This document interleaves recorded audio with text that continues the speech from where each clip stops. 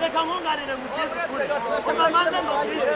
ikintu cya mbere ku itariki zirindwi bagize ubwoba bari kuvuga ati iriya kipe turi kubona murabona ko kabyaramwe ishobora kugenda turimo dufashe tubanza twongeremo abanyamahanga Rayon Sport mwihangane none bageze n'aho babwira umutoza wacu genda aho kakababwira ibi ni kuvugira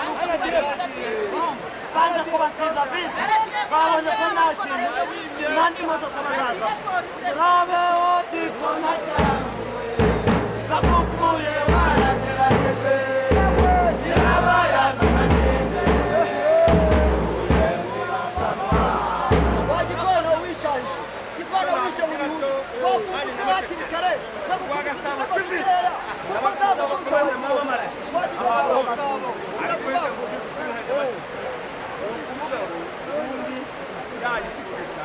yayikina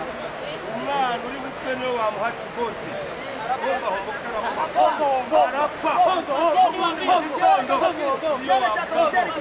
baca resiporo na aperi barayipanga aperi yambaye kuko abataka baguze ku mifungo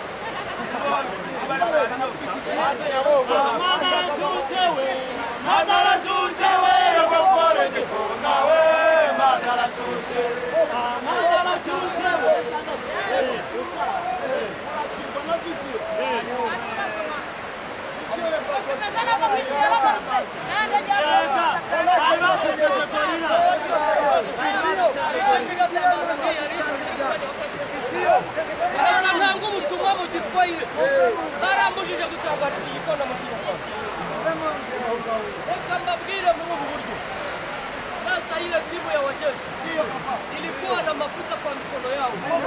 kitumbua kinaenda zamani, walikuwa na mfuka kwa mikono yao. Nyama nzuri ilikuwa kwa mikono ya timu ya wananchi. Mwache niwaambie wale wachezaji, unitafutia mtu anaitwa Shangwani, kumwambie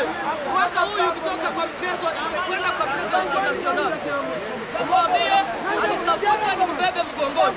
akiacha ni wacha mbebe mgongoni kwenda kwa mchezo international havitawezekana. Hivi vikosi viwili vinachezewa hapo kwa championnat ya Rwanda, Peace Cup championnat yote vilikuwa kwa mkono mwenye mkubwa. Nilikuja kwa fimbo ya moto mwaka huyu, tunaniona baba, tulisilika vikosi viwili vya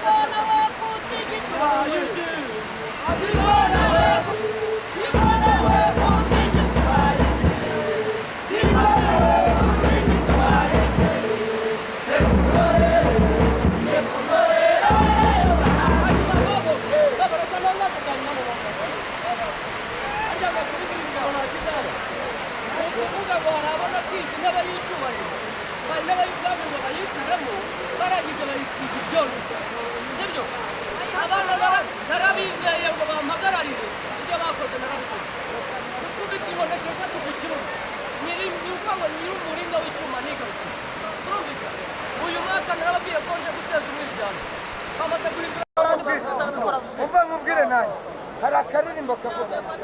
urumva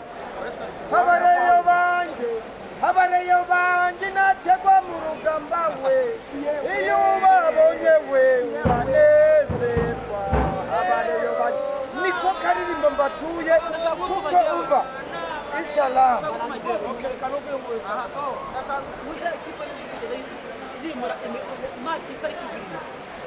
yazana maji kwa munani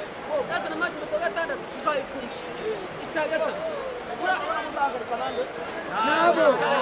nawe